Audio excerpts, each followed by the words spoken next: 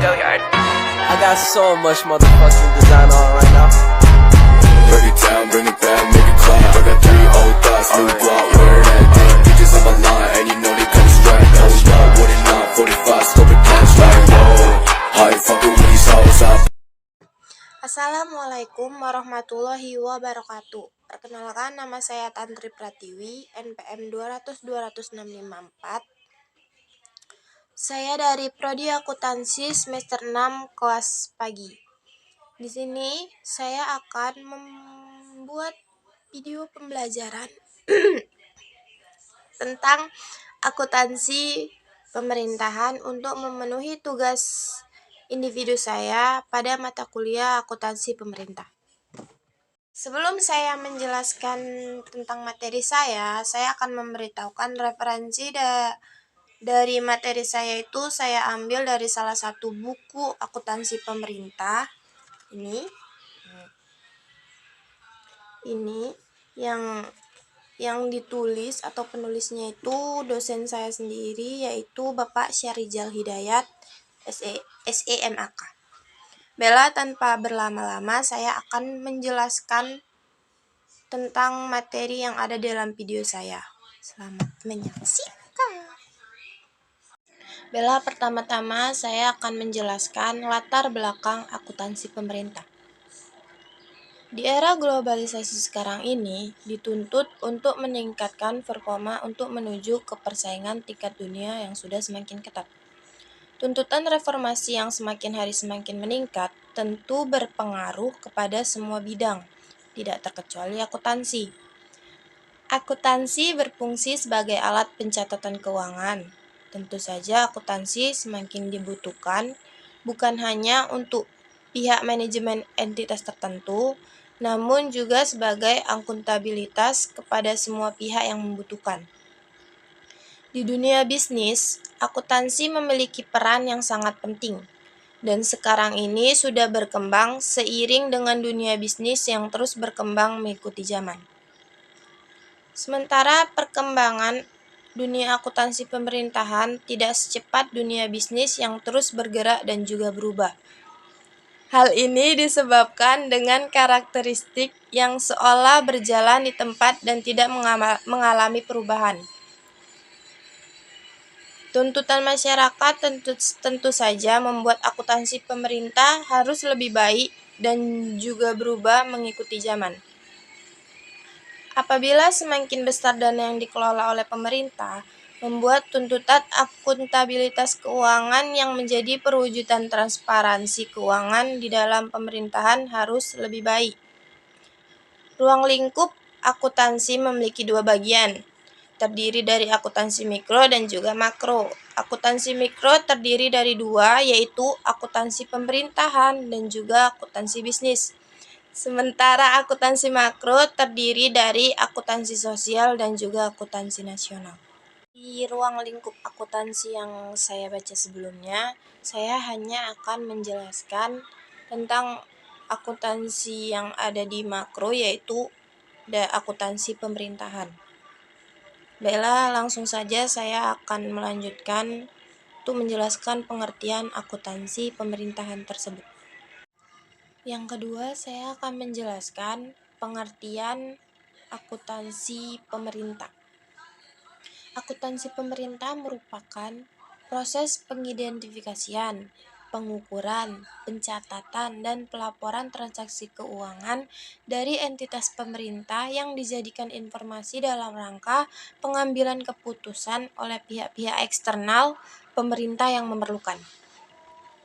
Maksud dari pengidentifikasian tersebut ialah kita harus lebih mengenal lebih jauh apa itu akuntansi pemerintahan, dan kita harus juga tahu karakteristik dari akuntansi pemerintahan yang akan saya jelaskan pada video selanjutnya.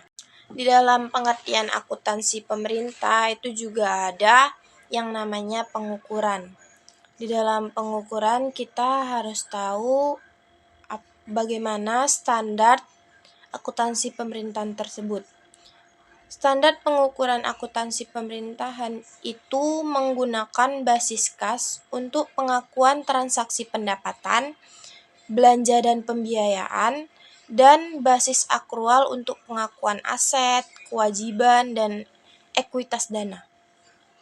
Setelah kita tahu pengidentifikasian akuntansi pemerintah, kemudian pengukuran akuntansi pemerintah, kemudian kita masuk ke pencatatan dan dilanjut ke laporan keuangan.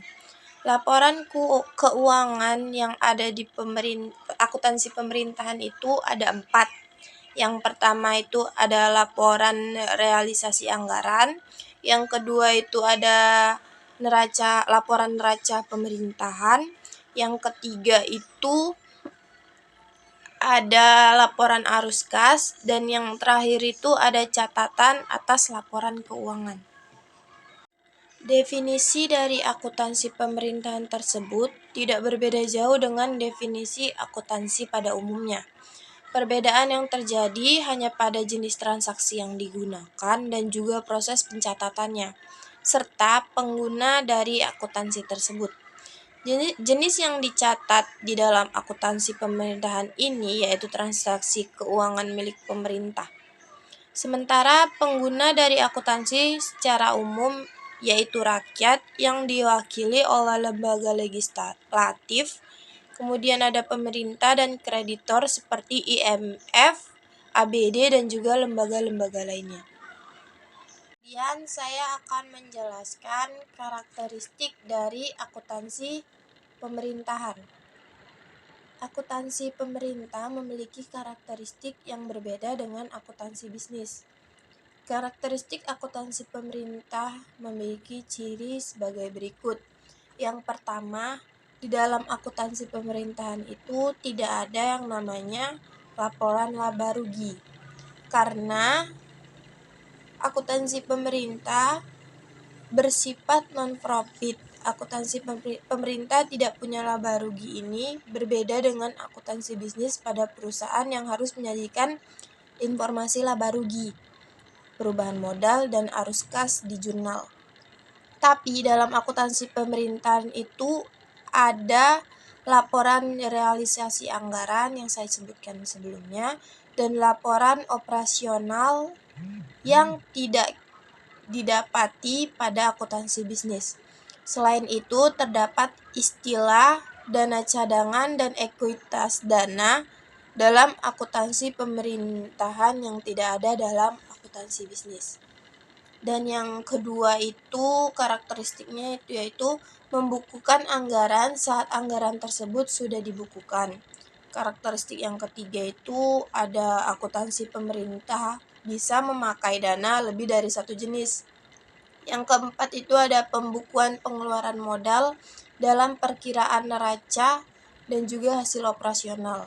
Dan yang terakhir itu akuntansi pemerintah memiliki sifat rigid yang disebabkan ketergantungan kepada peraturan undang-undang yang ada di pemerintah. Selanjutnya, saya akan menjelaskan tujuan dari akuntansi pemerintahan. Tujuan dari akuntansi pemerintahan itu memiliki 3 tujuan. Yang pertama, akuntabilitas. Yang kedua itu ada manajerial, dan yang terakhir itu ada pengawasan. Fungsi dari akuntabilitas memiliki peran yang lebih luas dari hanya ketaatan kepada peraturan perundang-undangan yang berlaku saja, namun menjadi perhatian bagi pengguna sumber daya yang digunakan secara bijaksana, efisien, dan juga ekonomis serta efektif. Yang kedua itu ada manajerial, berfungsi memberikan kemungkinan bagi pemerintah guna menjalankan fungsi manajerial dalam merencanakan dan menyusun anggaran negara atau APBN dan juga strategi di sektor pembangunan. Dan yang terakhir itu ada pengawasan. Akuntansi pemerintah dibuat guna mengawasi proses keuangan negara agar bisa diperiksa dengan mudah oleh lembaga-lembaga keuangan seperti BPK.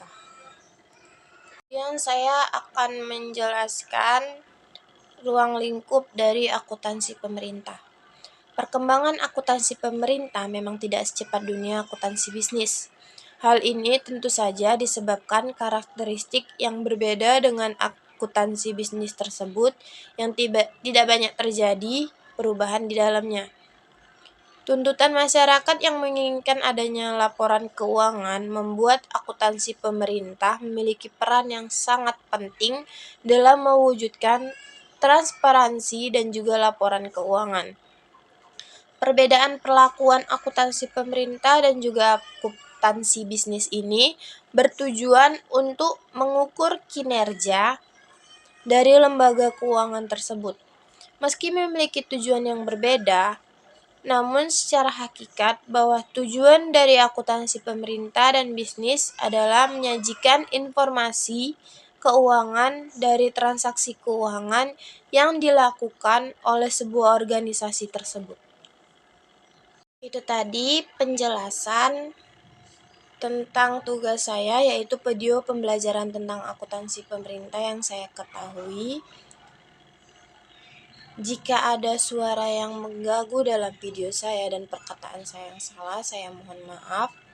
Dan terima kasih sudah menyaksikan dan mendengarkan video amatir dari saya. Saya sudahi. Assalamualaikum warahmatullahi wabarakatuh.